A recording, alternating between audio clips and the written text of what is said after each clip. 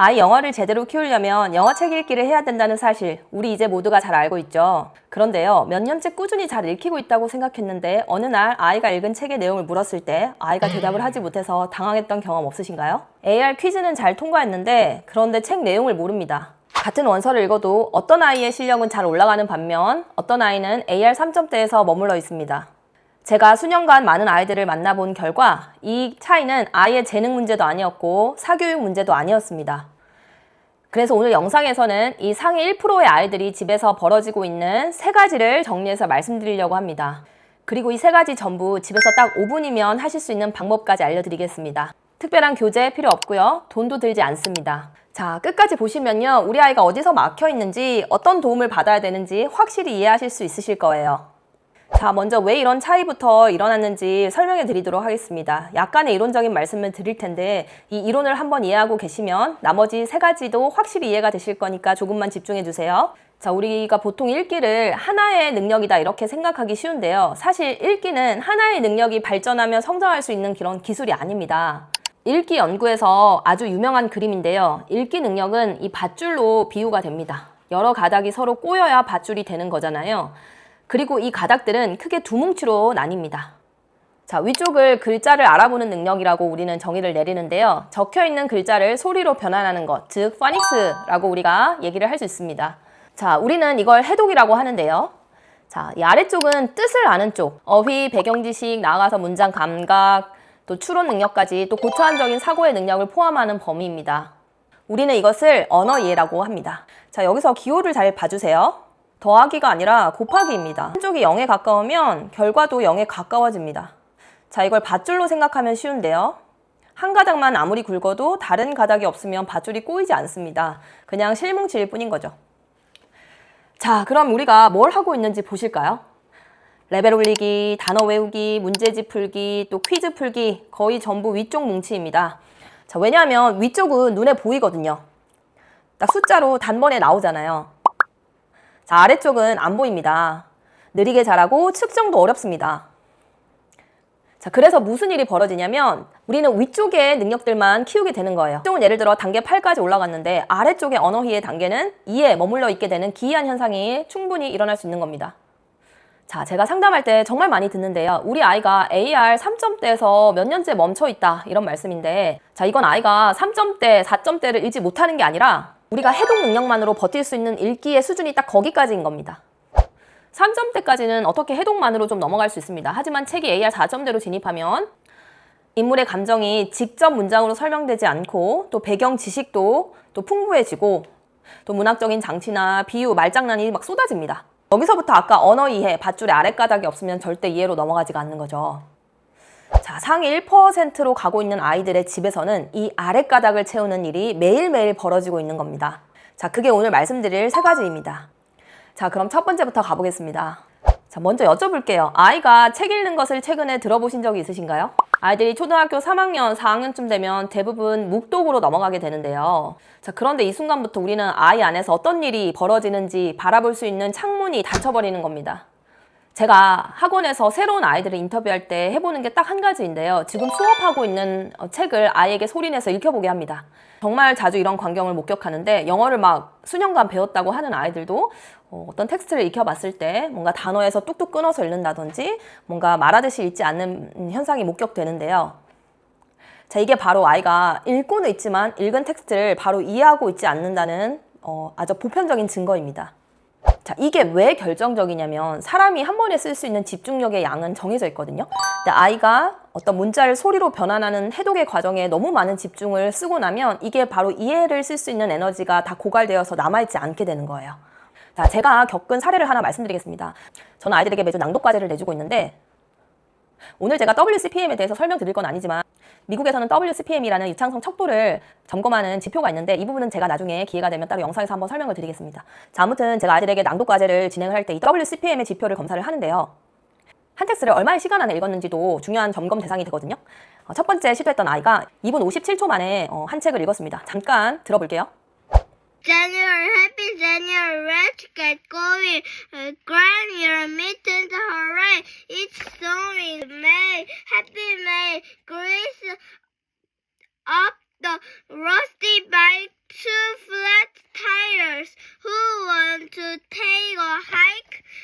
자, 이렇게 한 아이가 첫 번째 낭독 과제를 마치고 주말 동안 또 다시 열심히 연습을 했어요. 대신 제가 이때 이렇게 좀 리듬감이 살려서 리드 얼라드 영상을 아이에게 미리 공유를 했고 이걸 보고 연습을 해보자라고 지시를 한 거죠. 그리고 이틀이 지난 아이의 영상입니다. 한번 보실게요.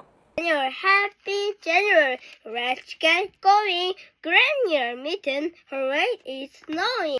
May, happy May, grease up the rusty bike.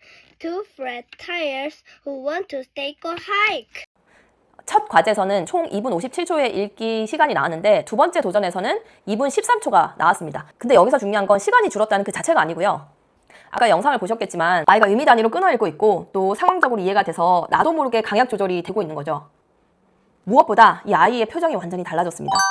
자, 빨리만 읽으라는 게 아닙니다. 의미 덩어리로 아이가 정말 말하듯이 읽고 있는지가 핵심인 겁니다. 자, 그래서 이렇게 해주세요. 매일 5분에서 10분이면 충분합니다. 영어책을 소리내서 읽게 하는 겁니다. 아이가 단어 단위로 뚝뚝 끊어서 읽나요? 아니면 의미 덩어리로 읽고 있나요? 문장 부호에서 마침표면 문장의 끝이 내려가고 물음표면 문장의 끝이 올라가나요? 따옴표에 담긴 인물들의 대사를 정말 말하듯이 감정을 이입해서 읽고 있는지 확인해주세요. 자, 이 셋 중 하나라도 안 되면요, 그 아이는 AR 지수를 올릴 때가 아닙니다.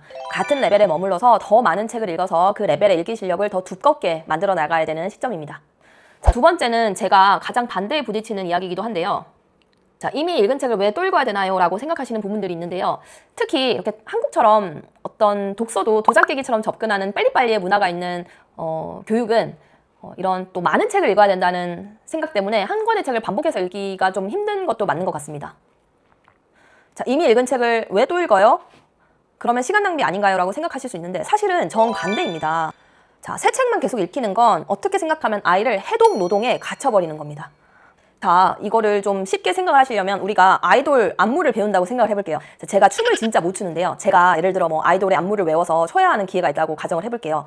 그러면 제가 아이돌 안무를 우선 외우겠죠. 그 다음에 노래도 열심히 듣고 어떤 이 부분에서는 손을 이렇게 하고 발 스텝을 이렇게 밟아야 되고 막 외우느라 정신이 없을 겁니다. 막 노래 즐기고 내가 춤을 막 이런 느낌으로 추고 이런 거 생각할 겨를이 전혀 없을 거예요. 하지만 한 곡을 막 열심히 연습하면 어때요? 나중에는 수천 번 연습하고 나면 뭐 예를 들어 노래 1분 30초가 나면 몸이 자동으로 반응하게 됩니다. 자, 그때부터 완전히 달라질 수 있는데요. 막 예전에는 다음 동작이 뭐였더라, 뭐 각도를 어떻게 맞춰야 될지 고민을 하던 반면 이제는 내 느낌을 살려서 정말 그 노래를 즐기면서 내가 추고 있는 춤을 즐기면서 안무를 출 수 있게 되는 겁니다. 그때부터는 너무 신나는 거죠. 저도 그런 춤의 실력이 갖춰졌으면 좋겠는데. 자, 아까 밧줄 기억하시죠? 자, 우리가 반복 읽기는 이 위쪽의 가닥을 자동화시켜서 아래쪽 가닥이 자라날 에너지를 세이브 시켜주는 거라고 이해를 하시면 됩니다. 자, 그리고 이 부분이 핵심인데요. 춤도 사실 여러 춤을 춰보는 것도 도움이 확실히 될 수 있습니다. 뭐 춤이라는 게 큰 범위 안에서는 뭐 팔과 다리를 움직이고 박자에 맞춰서 느낌을 싣는 어떤 그런 큰 텀에서는 크게 다르지 않잖아요. 많이 줄수록 뭐 어떤 춤의 근본 실력이 늘기는 하겠지만 그런데 한 곡을 막 수천 번, 수백 번 연습하는 거 가지고 아, 너무 비효율적으로 춤 연습을 한다 이렇게 말씀하시는 분은 없잖아요. 자, 책도 마찬가지입니다. 비슷한 난이도에 나오는 단어들은 비슷합니다. 문장 구조도 비슷하고 또 학년이 비슷하게 읽는 책들의 배경 지식이나 어떤 다루는 소재도 비슷한데요. 하지만 한 책을 읽으면 그 책 한 권을 이해하는 깊이는 차원이 다르게 됩니다. 자, 아이가 책을 막 3번, 4번, 5번, 10번 읽으면 줄거리는 이미 너무 뻔하게 알고 있을 거예요. 그러면 반복 읽기 통해서는 뭐예요? 처음에 읽었을 때 보이지 않던 어떤 인물의 감정선, 어떤 문장의 결까지 느껴지게 되는 겁니다. 그리고 그렇게 반복해서 읽는 과정에서 어떤 영어 문장의 감각이 내 몸에 자연스럽게 습득되게 될 수밖에 없습니다. 자, 물론 독서와 춤이 100% 같다고 말씀드릴 수는 없습니다. 왜냐하면 책은 또 다양한 책을 읽으면 다양한 경험을 할 수 있는 간접 경험의 세계이기도 하잖아요. 그래서 한 권의 책을 많이 읽어라. 무조건 이렇게 말씀드리려는 것은 아닌데 여기서 핵심은 반복 읽기를 막지 말으시라는 거죠. 제가 어렸을 때 해리포터를 정말 많이 읽었는데 그 과정이 저의 읽기 실력을 분명히 긍정적으로 끌어올렸다고 저는 체감을 하거든요. 자, 그리고 같은 책을 여러 번 읽으면 특히 어린 아이들은 여러 권의 책을 읽은 효과가 있다고 합니다. 그러니까 아이가 한 책을 읽고 또 읽으면 너 또 그 책 읽어? 좀 다른 책 읽어보면 어때? 라고 말씀하시기보다는 와, 이 책 이제 뭐 15번째 읽는 거야? 와, 14번째 읽었을 때보다 뭐가 더 안 보이던 게 보일까? 이렇게 응원해 주시는 문화를 한번 가져보시면 어떨까요? 자, 그래서 이렇게 해주시면 어떨까요? 아이가 특히 좋아했던 책이 있다면 엄마가 소리내서 읽어보자고 제안을 하는 겁니다. 대신 아이가 또 책 읽어야 돼요? 또 읽어야 돼요? 한다면 이번에는 좀 다르게 읽어보자 하는 거죠. 그래서 예를 들어 뭐 대사, 따옴표에 있는 대사를 정말 말하듯이 말해보게 하던지 역할을 엄마랑 하나씩 정해서 돌려가면서 읽는다든지 이렇게 좀 롤을 부여를 하시면 반복 읽기의 어떤 지루함은 사라지고 반복 읽기의 장점만 가져가는 가정의 문화가 형성되지 않을까 합니다. 자, 세 번째가 오늘 영상의 핵심이지 않을까 합니다. 자, 먼저 하나 짚고 갈게요. 우리가 AR 퀴즈를 통과했다는 게 무엇을 의미하시는지를 잘 아셔야 합니다. 자, AR 퀴즈는 대부분 책에 쓰여져 있는 정보를 묻습니다. 주인공 이름이라든지 사건의 순서, 배경 이런 것을 좀 구체적으로 아이가 잘 기억하고 있는지를 물어보는데요. 사실 이 부분은 찍어서 맞출 수도 있고 또 AR 퀴즈라는 게 많이 풀다 보면 그 퀴즈를 푸는 기술이 조금 늘어나기도 합니다. 그래서 실제 읽기 실력과 아이의 SR 점수의 간극이 점점 벌어질 수 있는 거죠. 자, 진짜 이해했는지 확인하는 부분은 의외로 간단합니다. 말로 시켜보는 거예요. 주인공한테 어떤 일이 일어났어? 왜 그렇게 했을 것 같아? 그리고 너였다면 어떻게 했을 것 같아? 자, 첫 번째에서 아이가 막히면 줄거리 파악이 아예 안 된 거죠. 두 번째에서 막히면 인물의 마음을 따라가기는 좀 벅찼던 겁니다. 자, 세 번째까지 아이가 잘 따라온다면 그 책을 정말 온전히 이해를 하면서 읽은 겁니다. 자, 그런데 이거는 어떤 책 내용을 확인만 하는 것이 아니고요. 아까 우리가 말씀드렸던 밧줄의 아랫가닥을 튼튼히 하는 과정이 쌓이는 겁니다. 머릿속에 흩어져 있던 장면들을 순서대로 맞추고 또 인물의 동기를 추측해서 말로 옮겨보는 것. 이게 바로 언어 이해가 잘하는 순간들입니다.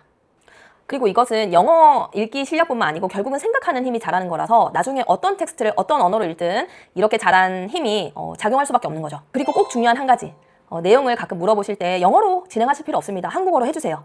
영어로 시키려다가 아이가 할 말은 있는데 아무 말도 못하는 것보다는 훨씬 낫습니다. 자, 우리가 목표가 영어 아웃풋이 아니라 어떤 언어 이해 능력을 강화시키는 거니까요. 자, 매 책을 이렇게 하실 필요는 없어요. 아이도 좀 질릴 거예요. 하지만 가끔 아이가 좋아하는 책을 이렇게 5분, 10분 말로 풀어내기 기회를 주시면 아이는 6개월, 1년 뒤 훨씬 눈에 띄게 성장한 영어 읽기 실력을 갖추게 될 겁니다. 자, 이게 영어 상위 1%의 비밀인데요. 아무리 좋은 책도 옆에서 질문을 해주는 사람이 없으면 그냥 그 내용이 머릿속에 스쳐 지나갈 수 있습니다. 자, 이게 유대인들이 세계에서 가장 똑똑한 민족이 될 수 있는 그 하브루타의 핵심이 되기도 하니까 꼭 가끔은 아이가 읽은 책에 대해서 관심을 가져주시고 또 대화를 나누는 시간을 마련해 주시면 좋겠습니다. 마지막으로 하나만 더 말씀드리겠습니다. 우리 아이는 지금 원서 읽기 학원을 다니고 있는데 또 왜 이렇게 읽기 실력은 정체인 것 같지? 라고 생각을 하실 수도 있잖아요. 자, 오해 없으셨으면 합니다. 오늘 제가 말씀드릴 세 가지는 학원을 다니고 있어도 충분히 부족해질 수 있는 부분들입니다. 실질적으로 학원이 모든 걸 해주기는 힘듭니다. 그래서 핵심은 우리 아이가 다니고 있는 학원에서 무엇을 해주고 있는지, 무엇을 해주고 있지 않은지를 꼭 파악하시는 겁니다. 그래서 우리 아이가 다니고 있는 학원에서 해주지 못하는 그 영역을 가정에서 뒷받침을 해주셔야 되는 거죠. 그러니까 제가 읽기 능력이 밧줄처럼 위에 있는 해독의 능력과 아래에 있는 언어 이해 능력이 곱의 관계로 이렇게 얽히고 설키게 발전을 한다고 말씀드렸잖아요. 가정과 학원의 관계도 마찬가지입니다. 가정과 학원은 덧셈이 아니라 곱셈으로 연결되어 있다고 말씀을 꼭 드리고 싶은데 결국 학원에서 아무리 좋은 걸 해도 가정에서 또 그에 맞는 팔로우업이 되지 않으면 학원의 효과가 극대화되기는 어려운 거죠.